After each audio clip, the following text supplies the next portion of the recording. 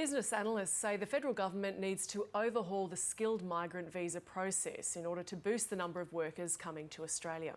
New analysis from Deloitte Access Economics has found sectors like construction and healthcare are still suffering serious labour shortages, but there are still more people leaving Australia than workers coming in.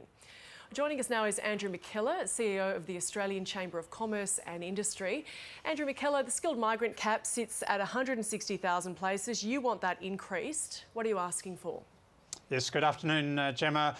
Look, we're saying that the permanent migration program needs to be increased from 160,000 places a year up to around 200,000 a year for the next couple of years. We've got to make up for some of the ground that we lost during the past couple of years when the Australian borders have been shut. Will skilled migration solve the tight labour market? Look, it's part of the solution. The reality is, at the moment, we're down to 3.4% unemployment. We actually have, for the first time in our history, we have more job vacancies out there than we actually do registered unemployed people. So look, we need to open the pipeline up. We need to have more people coming in. Of course, we need to invest in skills and training, and we need to try and encourage more people to participate in the labour force, but migration is part of the solution. The unions are on board with that increase in the cap. The ACCI says that a rise in migration has to come for a rise in real wages for Australian workers, a rise in the minimum wage for temporary migrants. Do you agree with that? Well, I think that the problem with the position that the ACTU has put last week is they've said that they're open to increasing the number. That's a good thing. But there are a lot of conditions that they've stipulated on top of that. I think at the moment, if we're going to make this work, we've got to get the visa processing times down. At the moment, it can take 6 or 9 months to get a visa processed in Australia.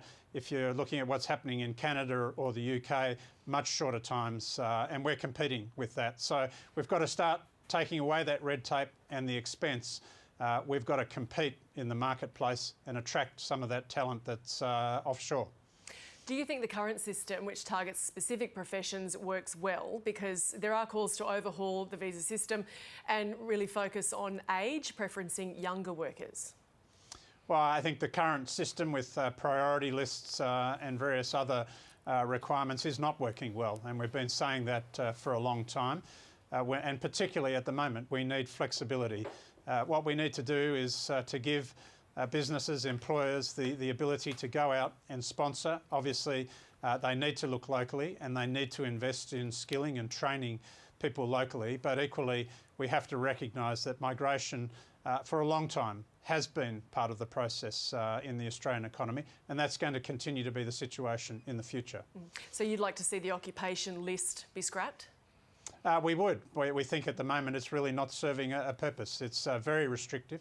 There are many areas where we get skill shortages or missing skills which just can't be sourced locally.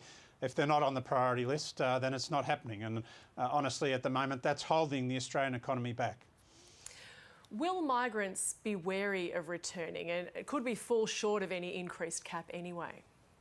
Well, it is an issue, and we do have to recognise that we're in a competition here globally for this sort of talent. As I said before, if it takes 6 or 9 months to get a visa processed in Australia, if you're looking to take a new job and looking to move to a new country, and another country can say, well, we can get that done in 3 or 4 weeks, which way are you going to go? It's something that we really need to address if we're going to be competitive and if we're going to meet our goals. So in summary, with the upcoming Jobs Summit, in addition to that call for an increase in the skilled migrant cap, what will you be pushing for? Oh, look, very much we want to see some flexibility in the market. We want to get rid of that red tape. We want to see that employers are not being asked to pay some of the high costs that are there at the moment. I think if we can address some of those points, then we've got a chance of getting some reasonable outcomes from the summit next week. Andrew McKellar, CEO of the Australian Chamber of Commerce and Industry. Thanks for joining us. Thank you.